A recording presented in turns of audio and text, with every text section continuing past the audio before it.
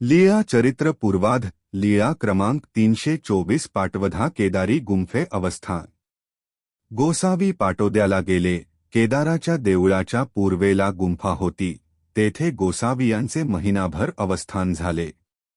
लीळा क्रमांक 325 राहिया भेटी।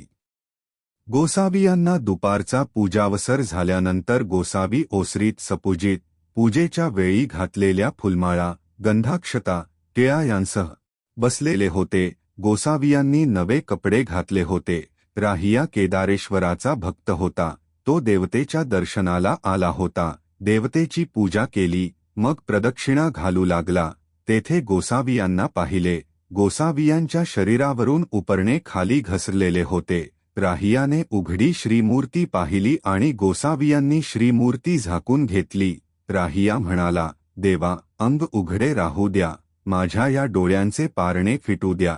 गोसावियांनी थोडा वेळ अंग उघडे केले, पुन्हा झाकले। त्याने पुन्हा विनंती केली, घाली घाली गा देवा, अंग उघडे, हो देईजो डोळेया पारणे, असे 3 वेळा म्हणाला। मग गोसावियांनी सगळी श्रीमूर्ती उघडी केली। मग समोर आला, दंडवत घातले, श्रीचरणाला लागला, जवळ बसला। मग म्हणाला, गोसावी राजे आहेत की देव आहेत?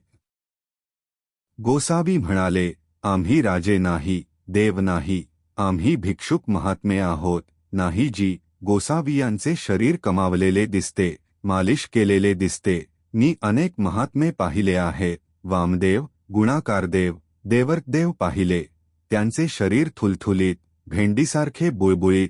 गोसावियांचे अंग व्यायामाचे। गोसावी यांना कोणी नातलग असतील ना, आम्हाला कोणी नाही, असे कसे होई? कोणीतरी असेलच ना। जी, मी वामदेव, गुणाकारदेव, हयगर्वदेव पाहिले आहे। माझ्याकडे गोतमारी नावाचे पाण्यात डुबकी मारून मासे पकडण्याचे जाळे होते। त्यांनी माझ्या कानाला खडा लावला, दाबला व विचारले, दुखते का? हो, दुखते। तसे ते जलचर दुखवतात, म्हणून त्यांनी ते मला टाकून द्यायला लावले। शेगडीत घालून जाळायला सांगितले। दंडवत प्रणाम।